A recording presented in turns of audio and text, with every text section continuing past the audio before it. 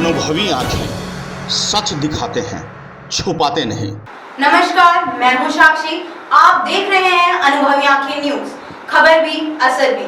आइए देखते हैं बिहार की ये खास रिपोर्ट। बिहार में इन दिनों पंचायत चुनाव संपन्न कराए जा रहे हैं। आपको बता दें कि हमारे संवाददाता संतोष स्वराज ने जिला मीडिया प्रभारी बिहार पंचायत नगर प्रारंभिक शिक्षक संघ जिला इकाई मधेपुरा के सत्य प्रकाश गुप्ता से खास बातचीत की। चुनावी मुद्दों पर उन्होंने बातचीत की, मतदान करने से संबंधित बातचीत की। बातचीत में उन्होंने जाना कि आखिर पंचायत चुनाव और हमारे जनतंत्र में, लोकतंत्र में उनका महत्व क्या है। देखिए ये खास रिपोर्ट। नमस्कार, आप देख रहे हैं अनुभवी आंखें न्यूज। मैं संतोष कुमार स्वराज, प्रखंड पुरैनी। इस वक्त हम पुरैनी प्रखंड के अंतर्गत ग्राम पंचायत में मौजूद हैं।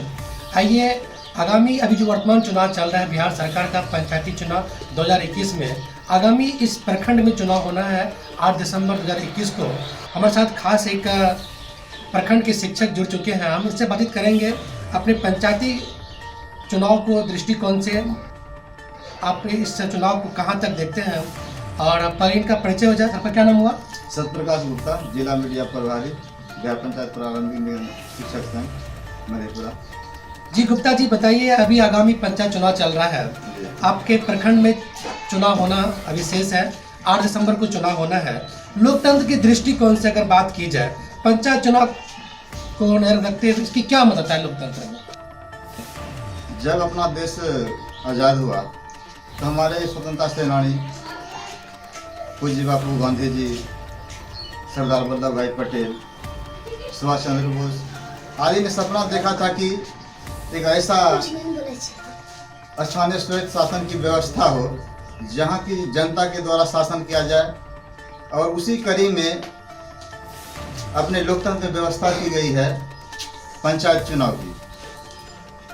इसका इतना महत्व है कि ये पंचायत का दशा और दिशा बदल सकती है, और इसके लिए बहुत सारे अधिकार और कर्तव्य दिए गए हैं।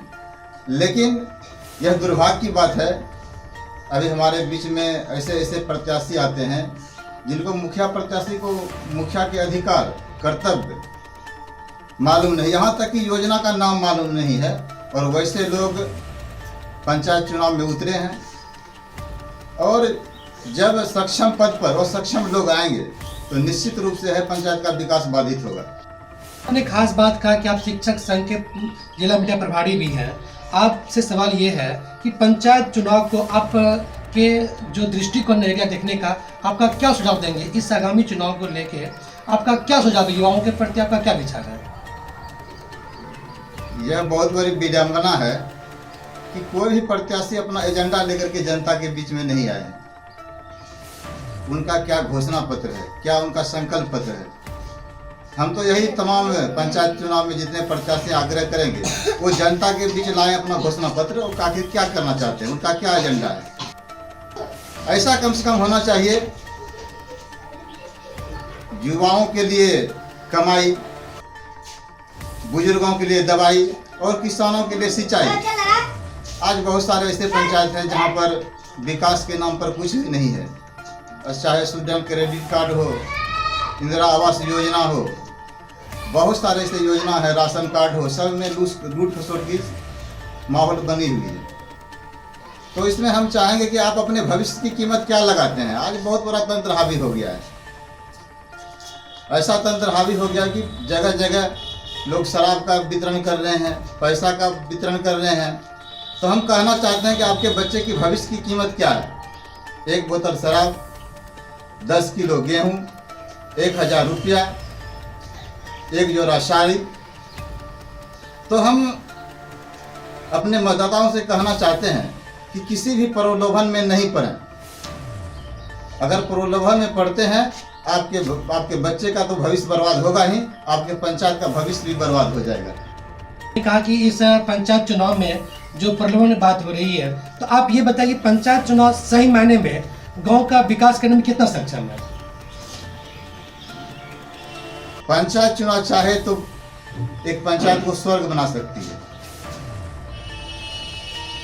हम पूछना चाहते हैं कि जो आपके प्रतिनिधि हैं, आपके बीच में क्या विकास कर रहे हैं। युवाओं के लिए उनका क्या एजेंडा है, बुजुर्गों के लिए क्या एजेंडा है, छात्र छात्राओं के लिए उनका क्या एजेंडा है। और बहुत सारी नली गली योजना है, सोलर लाइट का योजना है, एम्बुलेंस की व्यवस्था होना चाहिए, वो नहीं हो पा रही है। चिकित्सा की व्यवस्था है, अगर चाहे पंचायत सरकार तो अपना बच्चों के शिक्षा की व्यवस्था कर सकती है, क्रैश कोर्स की व्यवस्था कर सकती है, लेकिन हम देखते हैं वैसा कोई भी नहीं कर पा रहे, ना तो उनके घोषणा पत्र में शामिल है, ना वो करना चाहते हैं। तो मेरा एक ही कहना है, आप ईश्वर, भगवान, गॉड, अल्लाह को साक्षी मान के अपने अंतरात्मा से पूछिए कि हमारे पंचायत का कौन सही रूप में विकास कर सकता है।